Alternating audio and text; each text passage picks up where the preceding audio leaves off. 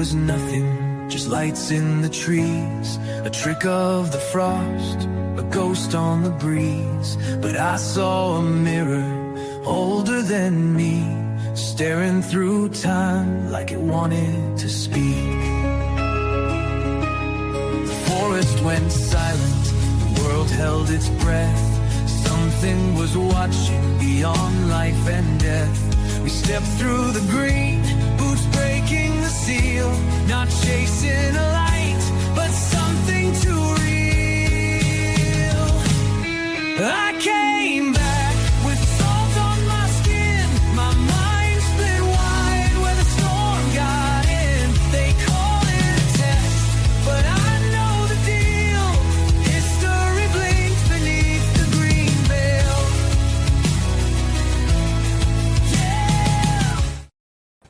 And good evening, everyone, and welcome to another chapter of the Green Veil. This is chapter 15, the Conduit Line. It's part 1 of 2. So what's up, John, and what's up, Chris? I hope you guys had a happy Halloween. Oh, great time. Good. Now, forget about Halloween now, because now we're building up to the final chapter. I can't believe how fast this is going.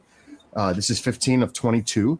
And I just want to remind everyone, on Christmas Eve, December 24th, the last chapter will air at 12 p.m. Eastern time. So it won't be on the Thursday, Christmas Day. And believe me, there is a reason, as we've been told from the onset, starting this. So, guys, I'm just going to play this right away, chapter 15, and then we'll have a couple of minutes to comment on it afterwards. So let's just get right to it. Here we go, folks. Chapter 15, The Conduit Line, part 1.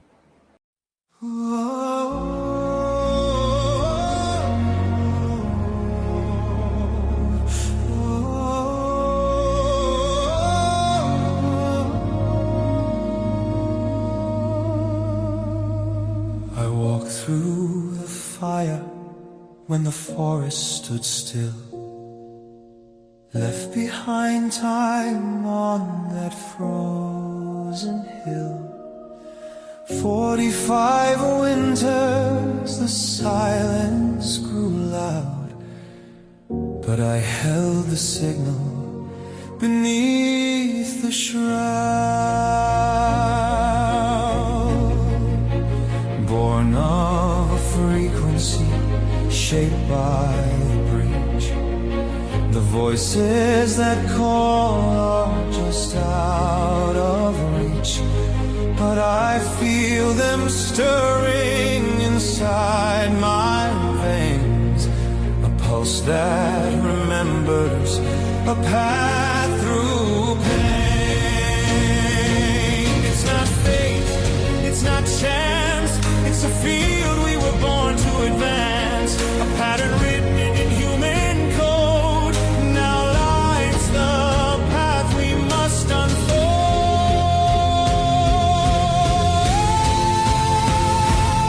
We are signal born, carried by the light, forged in fracture, risen through night. In the hum of the Grecian silence we swore, we awakened the echo, we opened the door.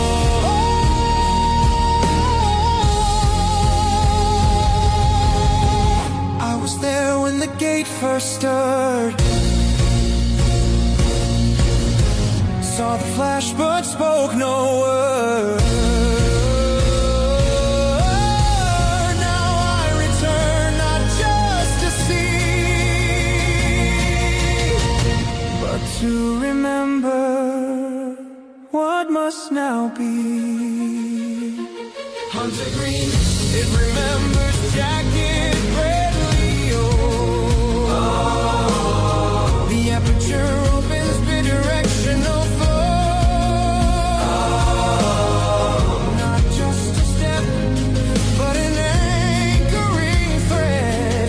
The resonance lives, the past is not dead.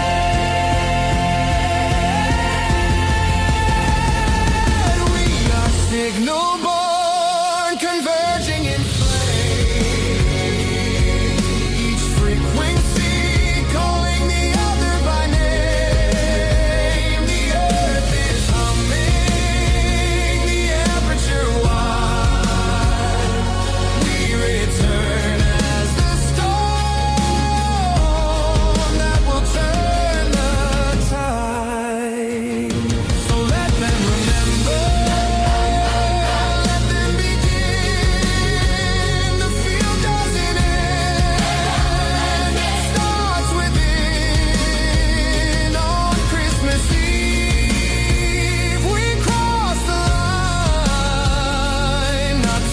escape, but to realize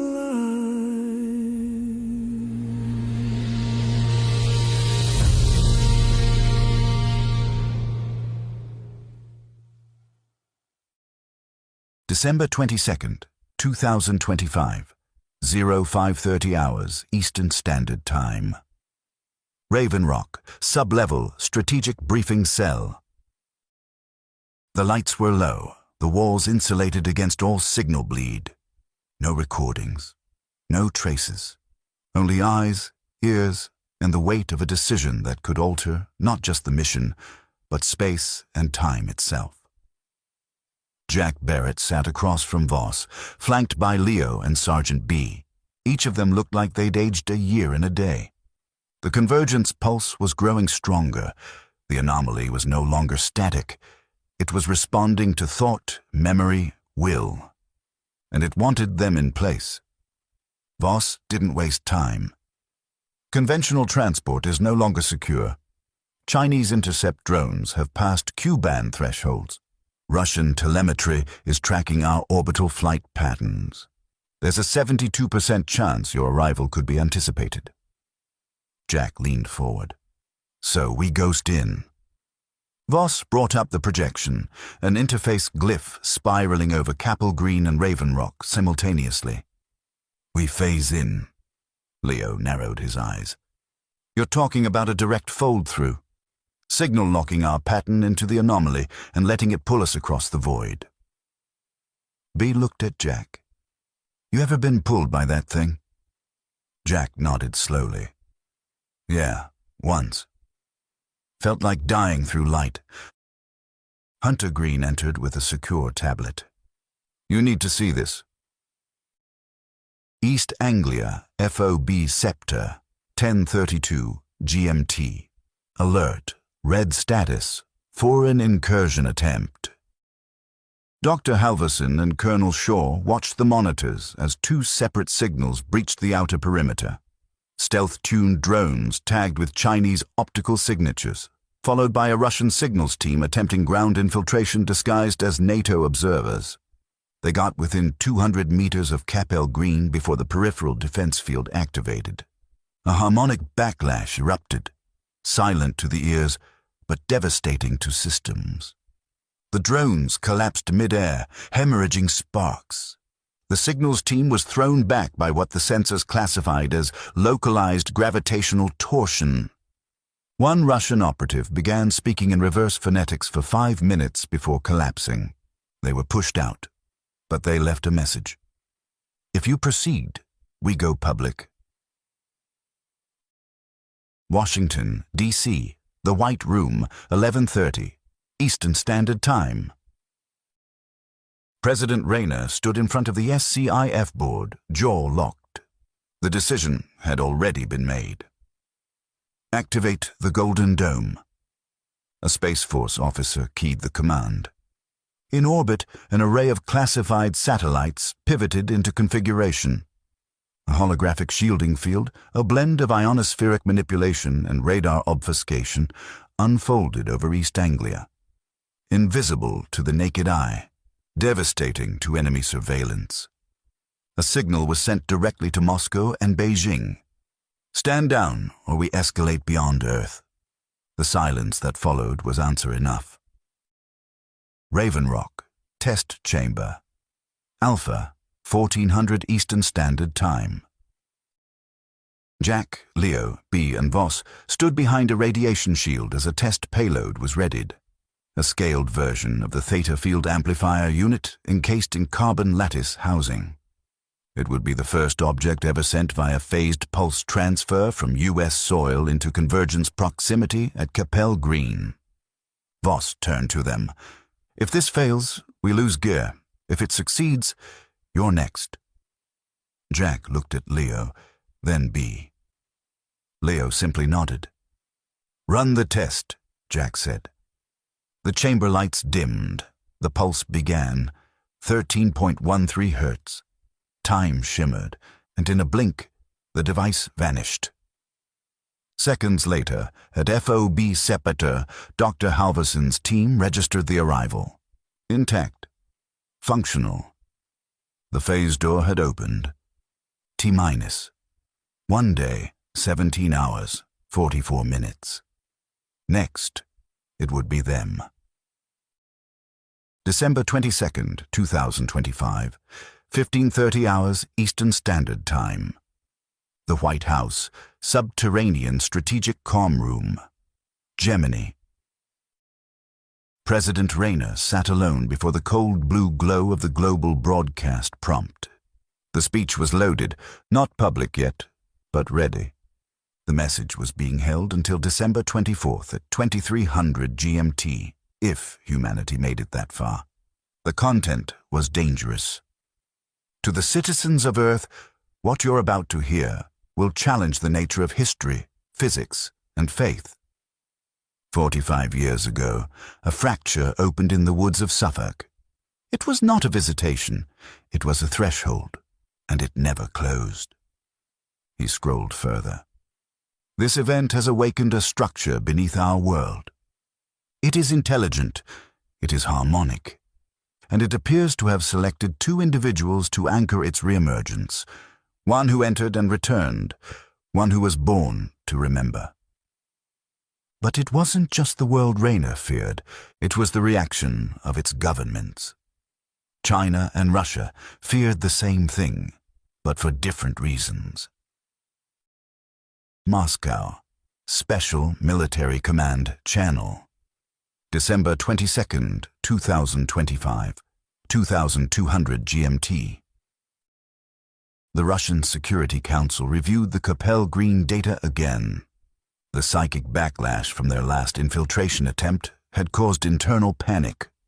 One of their observers had begun speaking in ancient Proto-Slavic, unrecorded in any modern linguistic database. What they feared most wasn't disclosure. It was displacement. If the Americans succeeded in initiating convergence, global consciousness could reorganize around a new timeline, one in which they were never dominant. They couldn't allow that. Beijing, People's Liberation, Army Signal Command. December 23rd, 2025, 0300 CST. Chinese quantum defense satellites had picked up the phase transport test. What terrified them was what came with it, a reverse ping echo from Lop Nur. In ancient times, Lop Nur was a vibrant lake that supported the Lulan Kingdom, a Silk Road civilization buried under the desert around the 4th century CE. Shifting river courses, Tarim and Kumdaria, caused the lake to vanish periodically, earning it the nickname the Wandering Lake. The anomaly in England had spoken, and Lop Nur had answered. Their worst fear? That the U.S. wasn't just attempting first contact, but that they were about to activate a distributed planetary system of ancient origin, one that China had no control over. Their order was issued. One more attempt, intercept in transit if possible, ground if necessary, retrieve either the signal bearer or his son. Raven Rock, Strategic Convergence. Briefing, December 22nd, 2025, 2330 Eastern Standard Time. Back beneath the mountain, Voss stood before Jack, Leo, B, and Hunter Green. The successful equipment phase had confirmed the field could pull non-organic mass with precise targeting, but it had also pinged globally. "We can't phase without risk now," Hunter Green said. "The Chinese know it works. The Russians too. If we use it again, especially with you 3, they'll know you're coming. And they'll be waiting." Jack folded his arms. "So, what's the alternative?" Voss keyed up 2 routes. Phased insertion. Fast, hidden, but now it is visible to those who are watching. Stealth transport, VAREF. Cover flight. Slower, physically safer, but vulnerable in airspace and upon ground landing. Leo looked at both, Either way, we're being hunted. Hunter Green stared at Jack. This isn't just tactical anymore. This is symbolic. If they stop you, they stop convergence. B cracked his knuckles. Then we hit the ground hard and fast. I don't care how we get there, just that we land breathing. A long silence. Then Jack turned to Voss. We decide at 600, but either way, we're going in. Countdown. T-1 day, 17 hours, 1 minute. Location, classified, strategic decision, window active. The fate of the planet's future timeline now rested on a final decision. Phase through light or ride through the dark. And time was nearly out. December 23rd, 2025. The countdown has begun. Beneath Raven Rock, decisions are no longer theoretical. They're survival. Jack Barrett, Leo, and Sergeant B sit across from Voss and Hunter Green in a sealed carbon chamber as two paths unfold before them. Echo Jump, a phased insertion that could fold them across the planet undetected, or Dark Carriage, a stealth flight doomed to interception. Either way, the world's most classified mission has just gone live. Outside, the world's powers are converging. Russian operatives position in Norfolk. Chinese satellites triangulate gravitational distortions over Rendlesham. Inside the mountain, the U.S. President authorizes Project Veil Fire, a decoy convoy masking the real operation. A father, son, and soldier preparing to cross a threshold older than civilization itself. As Jack undergoes psychological conditioning, the lines between belief and machinery blur. Voss reveals the truth. The event isn't mechanical. It's cultural, timed to Christmas Eve when faith and consciousness align. Leo's neural field isn't just linked to Capel Green. It's synchronizing with something that mirrors intent itself. When the test phase ignites, they glimpse the other side. Not aliens, but themselves, evolved, returning to correct the past. The realization hits. The Rendlesham event wasn't contact. It was programming, a temporal seed planted in 1980, now reaching full bloom. As President Rayner gives the final order, activate phased convergence, confirm Echo Jump for all three. Raven Rock thrums with a hum of destiny. And then, in the stillness before departure, a new player enters. Chuck DeCarp, a forgotten analyst from the old DIA days, resurfacing with the files that started it all. Soft Wars, Sovereign Echo Protocol, and proof that what's coming isn't invasion, but a war of memory. The field is primed, the threshold waits. T-minus 23 hours, 39 minutes. The crossing begins. So let them remember, let them begin. The field doesn't end, it starts within. On Christmas Eve, we cross the line, not to escape,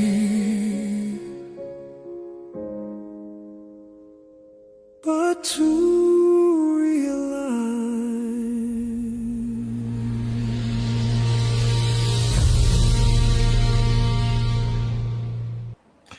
All right, we just seen it. This is what we've been waiting for, Chris. He already knows what this is all about, obviously. But boy, oh boy, now we're starting to see, because it's even mentioning the dates. It's funny, at the opening I mentioned it, and here we go. It's building up. It's December. We're getting close to December 24th, where it mentions specifically about what's going to happen possibly on the 24th. We still have 7 chapters to go, but what was your whole take on that just now? I really liked this chapter. I thought this chapter really started putting things together really well. I like the intrigue. I love the intrigue with the Russians and the Chinese. That, you know, it's got that James Bond mystery type of thing. They're trying to infiltrate, but we're stopping them, and we get the the Golden Dome activated. So there's a lot of good suspense into it that, really brings the flavor out. And that, and then it kind of tells you that it's not really a visitation. I don't want to give too much away. Extraterrestrial, alien invasion. Right. And stuff like that. But it tells you, really get the feel of what this whole series is about. And it was very enlightening, I think, Chapter 15. As far as I'm concerned, I think Chapter 15 was one of the best ones I've seen so far. I agree with you on that. And before we get a comment from John, also, I'm sensing that this is going to be a very powerful, positive message on Christmas Eve. I think the timing is going to be incredible, that this is going to end on Christmas Eve. And I think this is something that people are going to remember. And I think this is going to be positive for everyone, regardless if this is science fiction or, related to real, true events. Regardless of that, this is going to be, I think, a great Christmas Eve to show Chapter 22 where this is going. John, what's your take on all this after seeing 15? So No, we just lost your audio for a second. Oh, it's Sony going to get back. We're back. Huh, that's strange. Twice. I guess they've came in early. I guess 3i Atlas has actually started to influence them. Oh my gosh. You see something flying behind my head, then I'm out of here. So especially with that in the background. Well, I mean, it's good. And guys, there's one more big curveball that you're not going to suspect that's coming up in a couple chapters. So. A couple of chapters, but this is part 1 of the Conduit line. So part 2, I'm sure.